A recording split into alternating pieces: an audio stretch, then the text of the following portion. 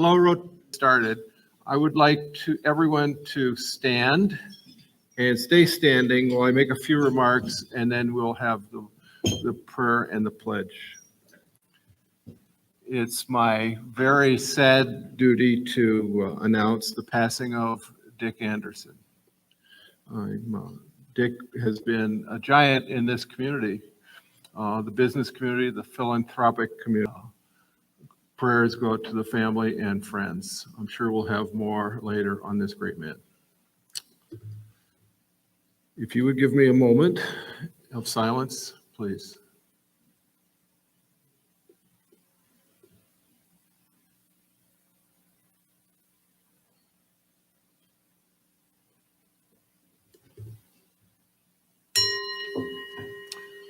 Thank you.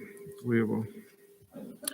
Carrying on, we have a great meeting today. We have Bob Clark-Phelps speaking on citizens' climate, and he's a lobbyist for that group. I can't wait to hear what he has to say.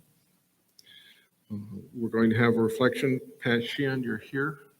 Would you give the reflection, followed by Kathy Tate doing the pledge?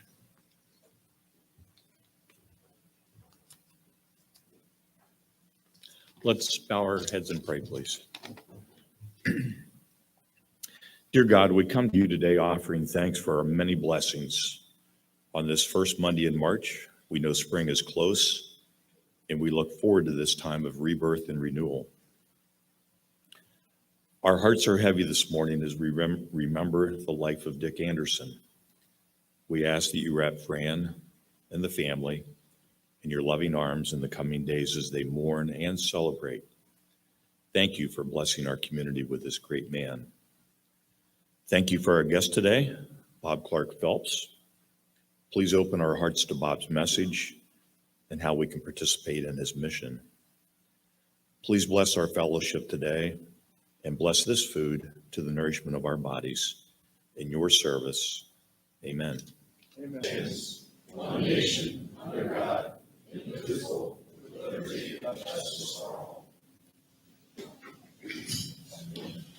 Thank you, Bob and Kathy.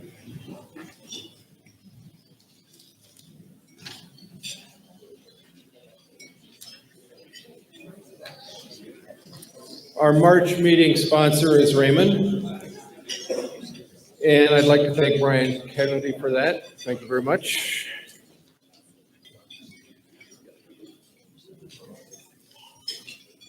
I would like to invite members to come to the floor mic and introduce guests.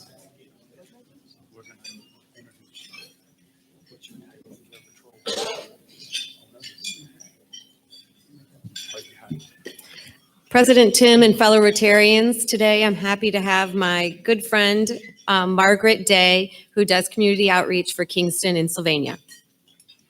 Welcome, Margaret. Bob Savage, are you here somewhere? Where are you? Would you come to the floor mic, please?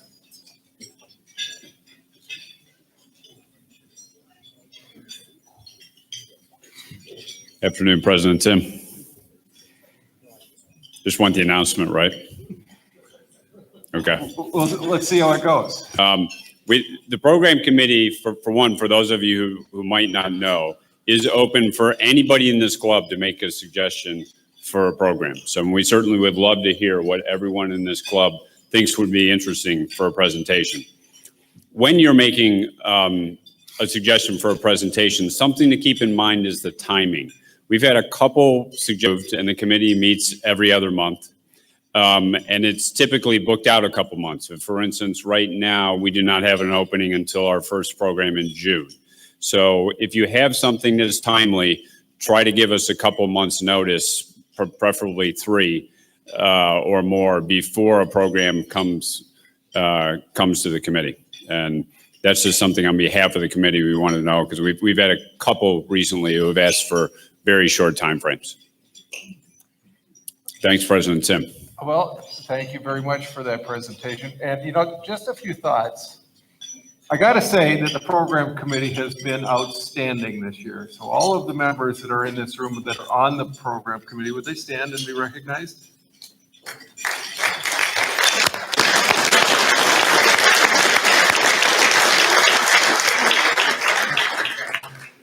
Bob, I gotta say, you guys make me look good up. So thank you for what you're doing. And do you have more questions? Is that why you sat down so fast? Oh, okay. Thank you, Bob. Is Shireen out there? Good, Shireen.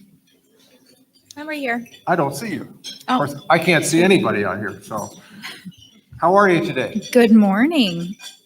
How are you? You know, I'm good. I'm good. Today, I just want to talk about the power of one again, and just also wanted to remind everybody that if you do bring a member in, if you're a confirmed Rotary member and you've brought a new member in, you're in a drawing, and that drawing will allow you to have free lunch for a year. That's a lot of savings. You don't ever have to pay for a whole year, no $15. It should be a good incentive to just bring one member. You'll be put in a bowl, and then we'll pick the name out at the end, the last meeting of the year. That is in June. That's it. Okay. Okay, thank you very much. How are we doing on the membership drive this year? We're doing great. We have 20 new members confirmed, which is fantastic. And on Can you go back to that list? that list is the members, the Rotary members that have already brought in one new member this year, one or more. So thank you guys very much, all of those Rotarians. Shireen, thank you for all you're doing for this club.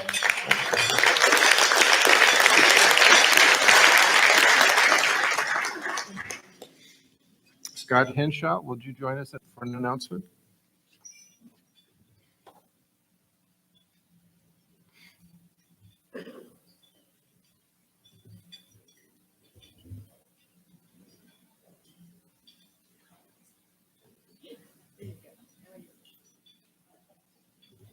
Get better. Rotarians, do not be alarmed. We are merely preparing you for the unpleasantness at the Toledo Club murder mystery. Saturday,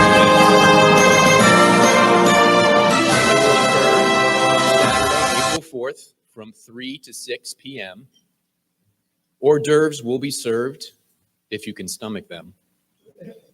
A cash bar will be available to calm your nerves. The cost will be $20 per person, and you can sign up as an individual or as a team along with your friends through a link in the spoke. If you want to participate in a role, participate in solving it, please contact me or Maria White. We look forward to seeing you there. Thank you.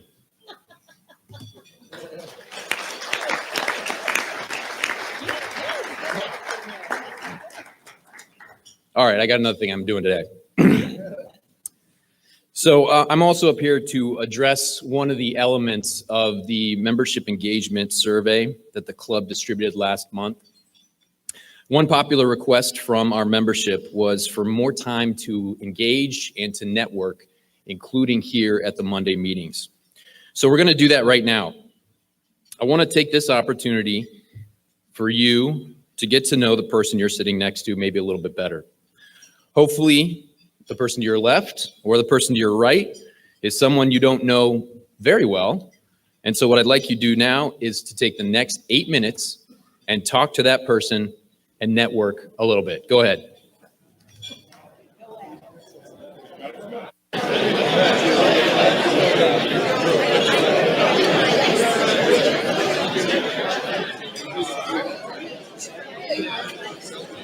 Okay, now that I've got your attention, is Jennifer Hildebrand here?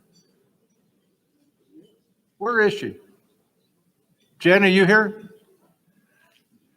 Just raise your hand. For those that haven't seen you for a very long time, welcome back. Did somebody offer to buy you lunch today? Okay, I'm really glad to see you. Okay, now for the main portion of our meeting today. Tom Backoff, would you come and introduce our speaker today?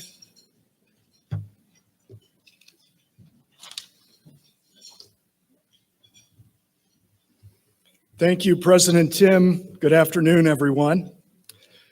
In the April 2019 issue of the Rotarian, climate change was the cover story and the primary focus, making the case why climate change is Rotary's business.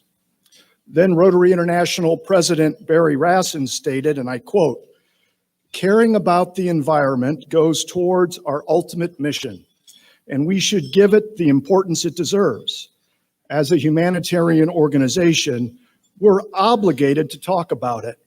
We need to have the conversation," unquote. One of the solutions that was highlighted in the magazine is the work being done by the Citizens Climate Lobby, a nonprofit, nonpartisan, grassroots volunteer organization that advocates for the Energy Innovation and Climate Dividend Act. Citizens Climate Lobby, or CCL, was founded in 2007 by a longtime Rotarian, Marshall Saunders. Since 2007, CCL has grown to 547 chapters worldwide, including a chapter in Northwest Ohio. Our speaker today, Bob Clark-Phelps, is the group leader of the Perrysburg Toledo chapter of CCL.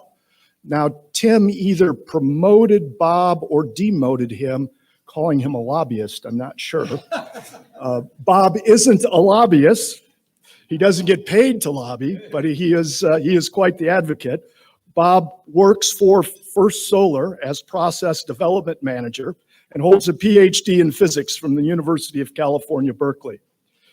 Today, Bob will expand our conversation about climate change, explaining the concerns and challenges and helping us to understand the transformational solutions proposed by the Energy Innovation and Climate Dividend Act. Bob?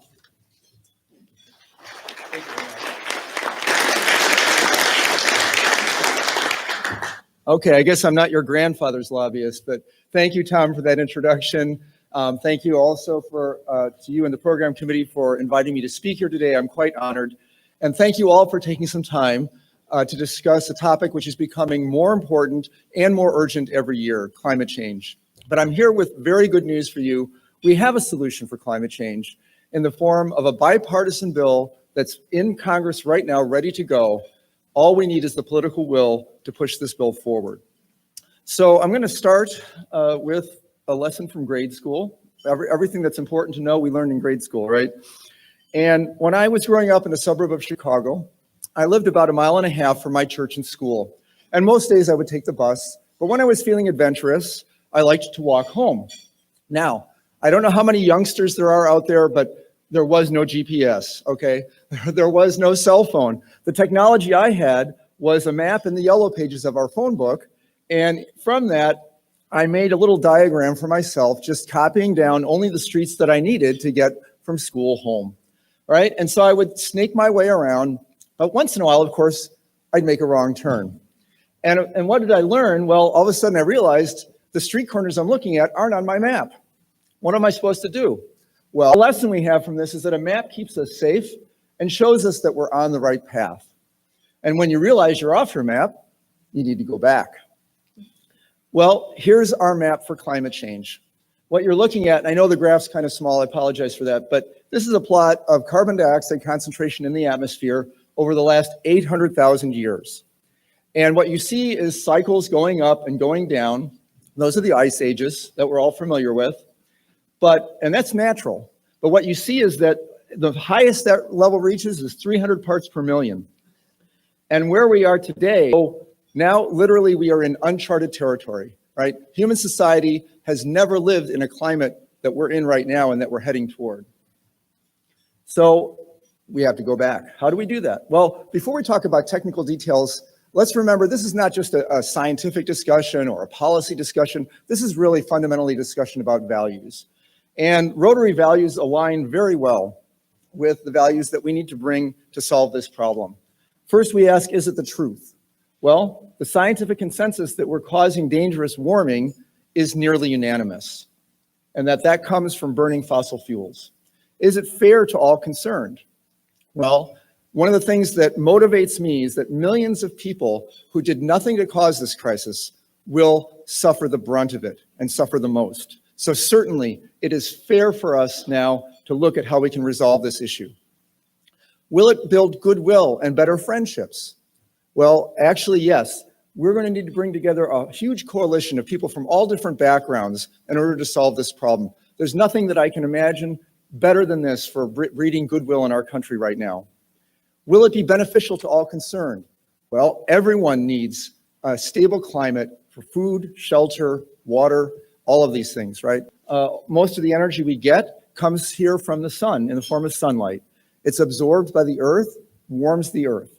The earth then starts to radiate that out as heat or infrared back out to space. But there are gases in our atmosphere called greenhouse gases, primarily carbon dioxide and water vapor, which trap that heat. They absorb some of the infrared and they re-radiate it back to the surface of the earth. And this is all a natural balance that keeps the earth at a stable temperature that sustains life. But what we've done now since the Industrial Revolution is alter that balance and throw it out of whack. We've put so much carbon dioxide up in the atmosphere that we're trapping too much heat. This is global warming. We're overheating our planet, our home. One of the most easy ways to see this is to take a look at these NASA pictures of the ice cover of the Arctic Ocean. And what you see there in 1984 to break up. So within my lifetime, we have lost 70% of the volume at the North Pole of the ice on the ocean there. Now, is this just a problem for polar bears or do we care? Well, it turns out we're all connected. So this ice loss is heating the entire planet even more than it otherwise would have been heated, because ocean water absorbs twice as much sunlight as ice. And so this effect now has essentially added as much warming as 6 years of human emissions. So what we are doing there is we're setting off dominoes that we are not going to be able to control. So prudence would suggest what we need to do. In the Midwest, we have 40% more heavy downpours now than we had in 1958. And what's happening as a result of this? Well, one consequence is urban flooding, because a study showed, for example, in Illinois in 2015, that 90% of the flood claims from urban flooding were not in mapped floodplains.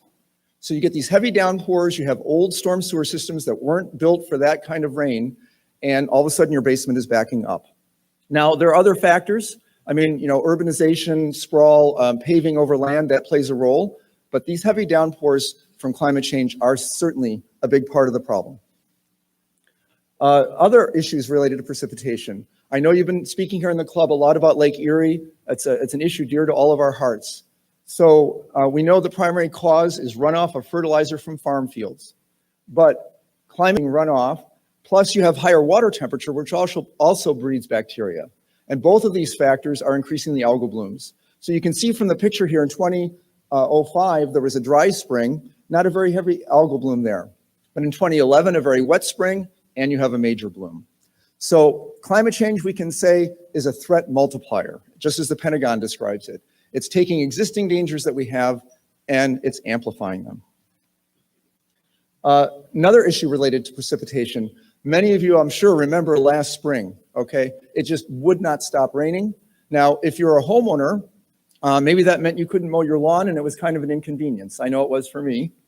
But if you're a farmer, it's more than an inconvenience. So if we look back at this diagram again, we can see that we were almost in a bullseye here in Toledo. Very heavy precipitation hit us and some other areas. And 40% of the farm fields in Wood County, 40% could not be planted last year. And it's not just a fluke.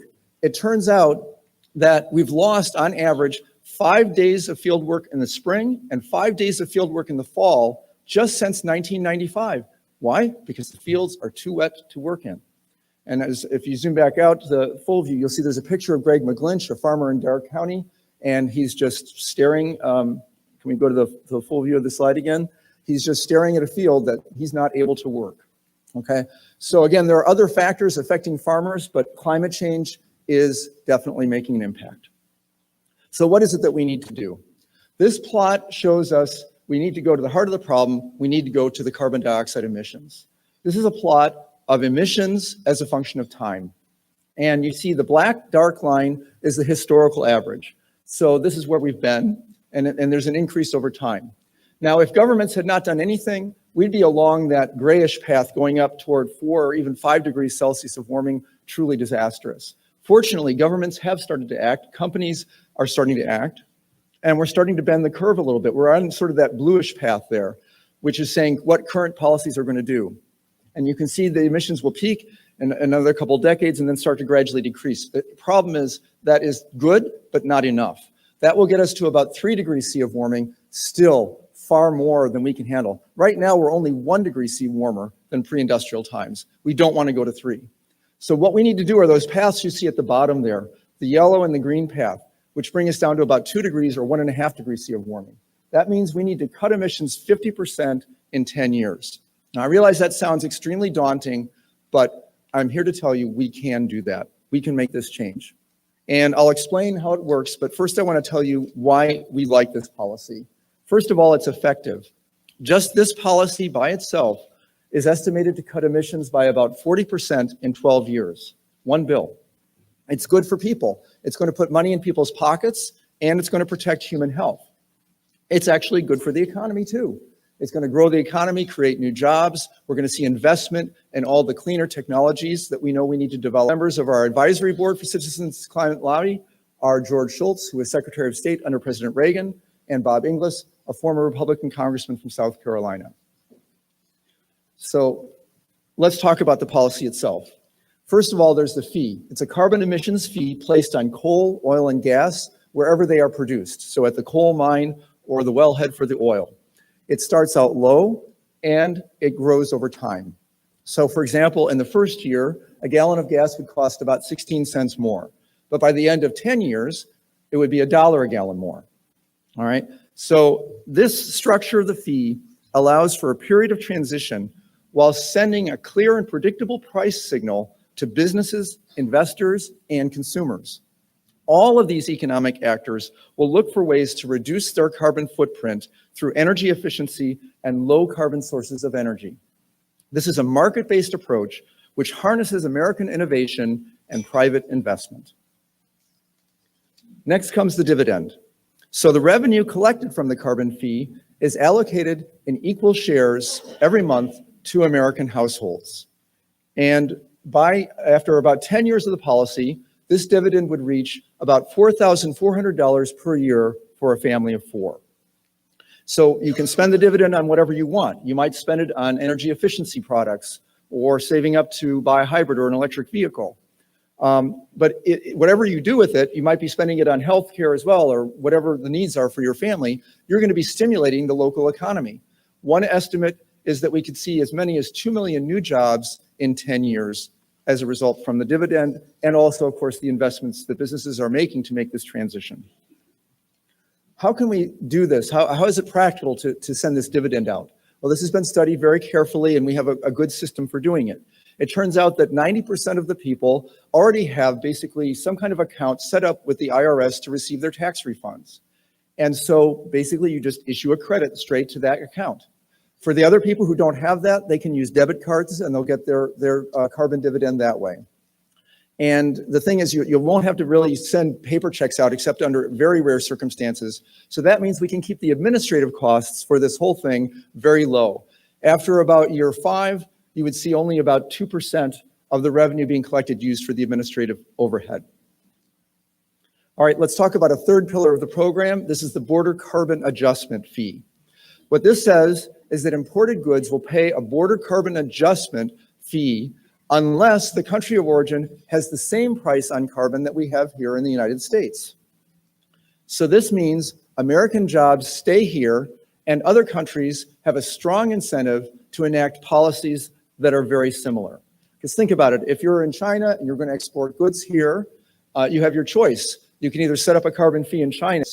This means goods for which the cost related to energy is greater than 5%, and for which the market, more than 15% is traded internationally. So this means primarily goods like aluminum, cement, iron and steel, these kinds of materials. The bottom line is we have a way to maintain a level playing field internationally, and to bring the entire international community along with us as we make this transition. Now, who's in favor of this policy? Well, as far as we're talking here now generically about the whole idea of carbon fee and dividend, there's a tremendous way to deal with climate change is to put a price on carbon emissions. This is the largest public statement of economists in history. You can see a list there of some of the people who've signed on to it. While we're talking about the concept of endorsements, I'm also pleased to tell you and share with you the news today that last Tuesday, the Toledo City Council voted to endorse carbon fee and dividend as a way of dealing with climate change. And we're very happy about that, but we're especially happy that it was a unanimous vote by the council, which sends a very strong signal. And Cincinnati, by the way, has also endorsed. And a fun fact for you, 169 breweries across the country have endorsed carbon fee and dividend. And if you want to think, why are breweries caring about climate change? Well, meet us for happy hour this Friday, and we'll explain. The key word is hops, okay? Hops is the word. Moving on, I just want to say, let's get back on the path to security here. How can you help out with this effort?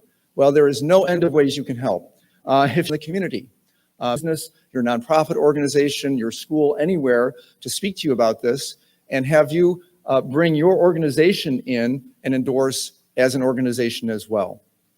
So I want to just close with these thoughts for you, and then we'll have a lot of time for questions. So Rotarians have done outstanding work in so many areas to improve the lives of so many. And I ask you to reflect for a moment on how much of that work is now at risk because of climate change. If you're working to ensure that people in developing countries have clean water to drink, then you need to have a plan to address climate change. If you're working to reduce the spread of disease, you need a plan to deal with climate change. Or if you're working to promote economic development, strengthen communities, or ensure a better future for our children, then you definitely have to have a plan to deal with climate change. So today, I'm offering you the Energy Innovation and Carbon Dividend Act, and contact us here, and I'd be happy to answer your questions.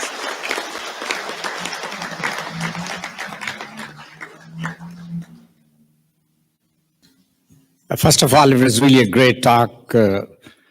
My question is, Europe has had a similar program over the past 10, 15 years. What's the success of our European countries in this effort? So the question is, what do we know about programs like carbon fee and dividend from what other countries have done?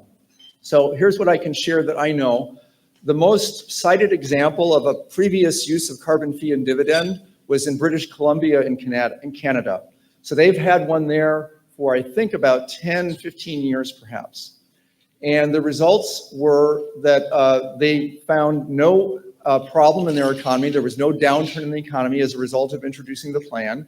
And they were successful in bringing emissions down quite a bit. So that's one very good example that in British Columbia, they were able to enact this plan. I think you were specifically asking about Europe, is that correct? Yes. So yes. in Europe, I'm not familiar with which countries have carbon fees there and at what levels. So I can't speak directly to Europe, but I know that British Columbia is often cited as a very positive example of how the plan can work. I understand the European Union has that. EU has a tax like that. So yeah, the European Union, I can't speak to that. There are a lot of programs going on in Europe, in individual countries as well as the EU. So I'm afraid I'm not able to specifically. You believe is likely to be the case.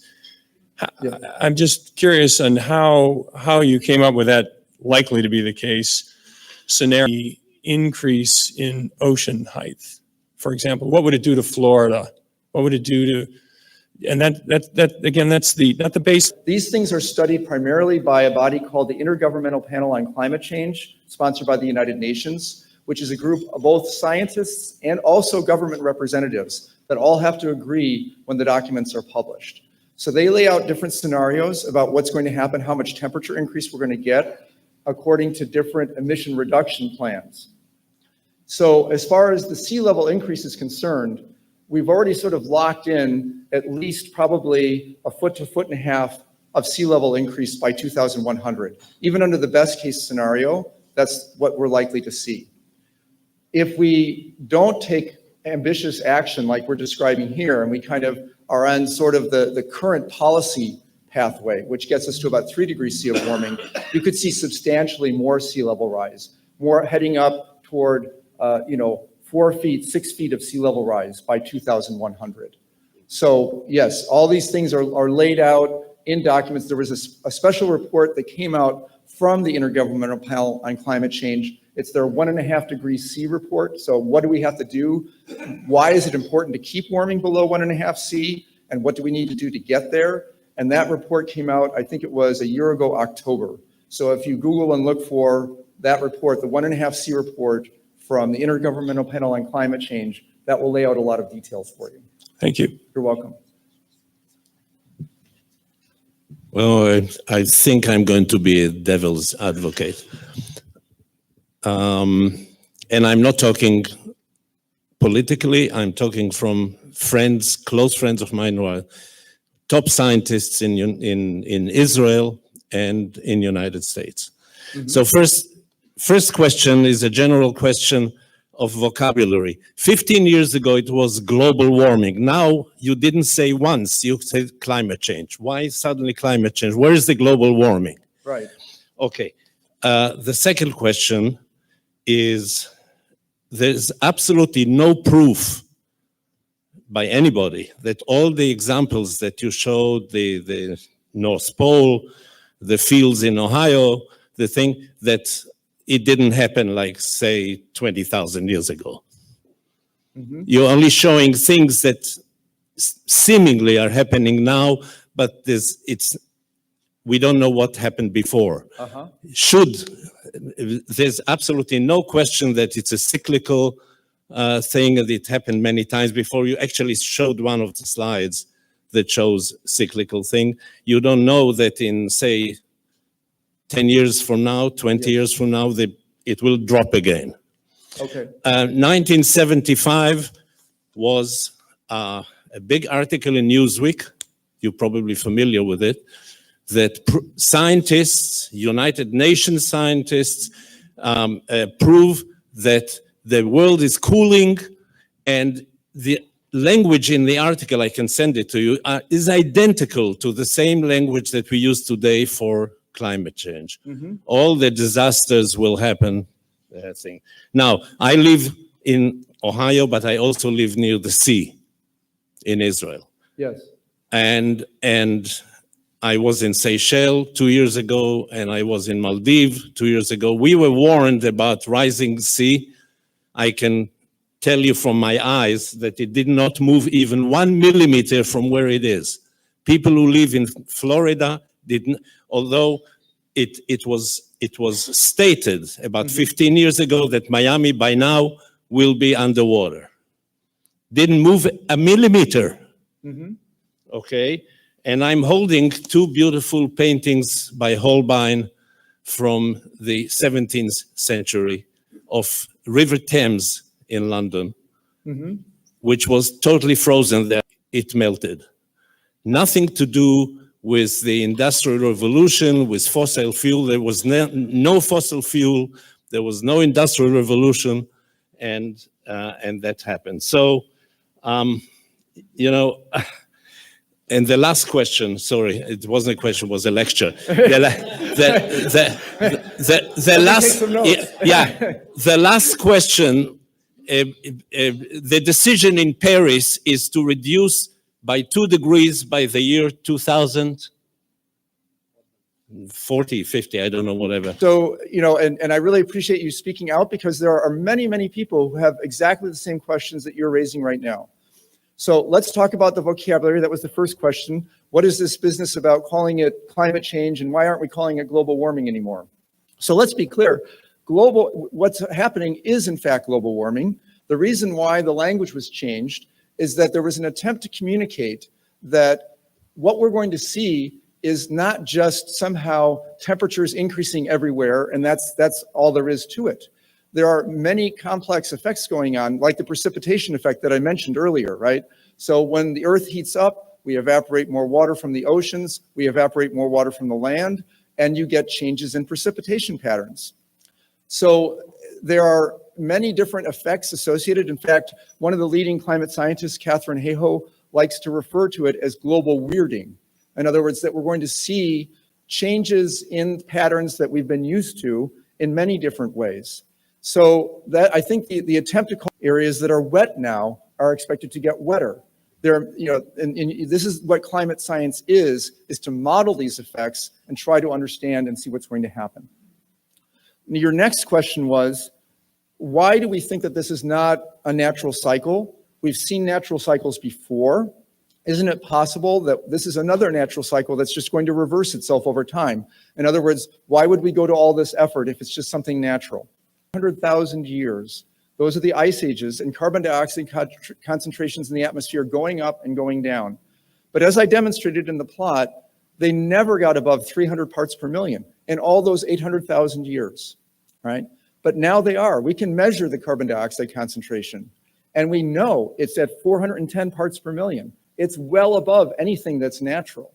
So this is coming from the burning of all the fossil fuels. This is human caused, and we can look at the different scientific authorities. For example, we can look at the National Academy of Sciences. All right, the National Academy of Sciences is set up to do reviews of the most important scientific questions that we have. They have reviewed this. They have confirmed, yes, the Earth is warming, it's caused by humans. But if you don't trust scientists, and many people don't, I really ask everyone to think seriously about what's going on with the oil companies. The oil companies like ExxonMobil and Shell and BP, they all confirm the Earth is warming, it's caused by the burning of fossil fuels. These corporations have the best scientists. They have real lobbyists, not fake lobbyists like me. They have everything. If they thought there was a credible case to be made that this was not caused by humans, that it was some natural effect, they would certainly make that case and they would oppose any policy changes.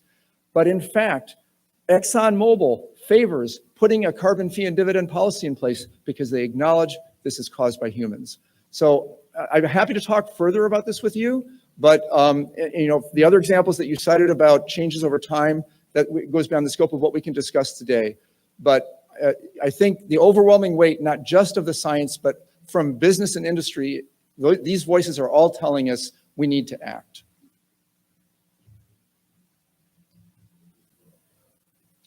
Please.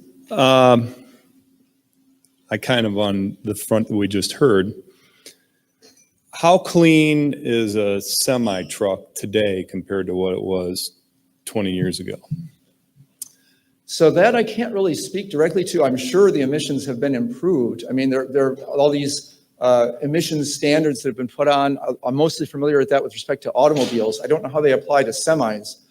I can tell you, I'm sorry, the question was, for those who didn't hear it, are semi-trucks cleaner today than they were 20 years ago in terms of their designs? But I can tell you that there's a lot of buzz now about electric vehicles and autonomously driven vehicles. And I know that there's certain thoughts of that going as far as truck transport as well. So it may be that at some time in the future, we're going to have more electric powered vehicles, even including trucks and buses and so on. And then if you're generating the electricity to recharge those batteries with clean energy coming from low carbon sources like nuclear, solar, or wind, you can have transport without having the carbon emissions. Another option, of course, to make them cleaner is to generate biofuels. And people are doing research on that. So our bill doesn't attempt to pick out a winning or a losing technology. It attempts to set out a market incentive, and we trust that American innovators are going to come up with all these technologies, whether it's biofuels or electric trucks, to make everything lower in carbon footprint to make this transition. Okay, to let you know that trucks today are, the air coming into a truck is dirtier than the air coming out of the exhaust. Oh, really? For the last 4 to 6 years, that's been that case. Wow. We can do all we can and to saddle Americans with what you're wanting to do, but if China stays dirty and charging that tax on China is only raising our prices more, what China does now today offsets what we've done in the last 10 years of keeping our country cleaner. So how do we get China, to do more cleanup. China, India, Vietnam. Just adding a surtax on top of that is not enough to offset the pollution that they're doing. I heard not too long ago that we've dropped our pollution by over 20% in the last 6 years. But China's pollution has gone up and totally offset what we've done. Okay, good question. So question is, how do we bring other countries along with this? If the United States acts alone, don't we risk basically having our efforts canceled out by increasing emissions from other countries like China? And they're a very good question. So yes, we definitely agree that we need international effort. There's no way to solve this problem without bringing all countries on board, especially major emitters like China. The issue of what's going on in China is wrapped up with their economic development and the way the treaties have been written and the agreements of the Paris Accord up till now, recognizing that China is a developing country. They're trying to lift their people out of poverty, and they're focusing on the energy sources that they have available to make that happen. The provision in the bill that I mentioned that's going to provide a strong incentive for other countries to follow suit is that border carbon fee adjustment. As I was explaining, we are actively trading with China, of course, and with many other countries. And once we have the border carbon fee adjustment in place, this will be a very strong incentive for China to put a carbon fee in place in their country that matches ours. They're not going to want to pay tariffs at the border just to get their products imported into the United States. I'm not saying that this will do it by itself, but I'm saying that this will be a very strong push. Obviously, there has to be negotiation as well and engagement of the United States with other major countries. We all have a huge stake in this, and we certainly all need to act together to bring our emissions down.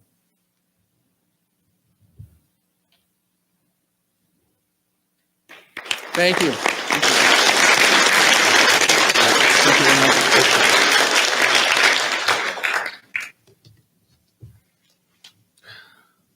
Thank you very much, Bob.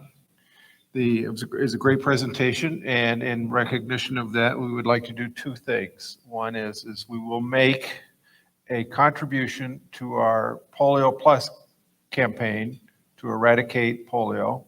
And thanks for your presentation today. And we have a book that is Historical Tales of Toledo. So thank you very much. Thank you. Wonderful. Thank you.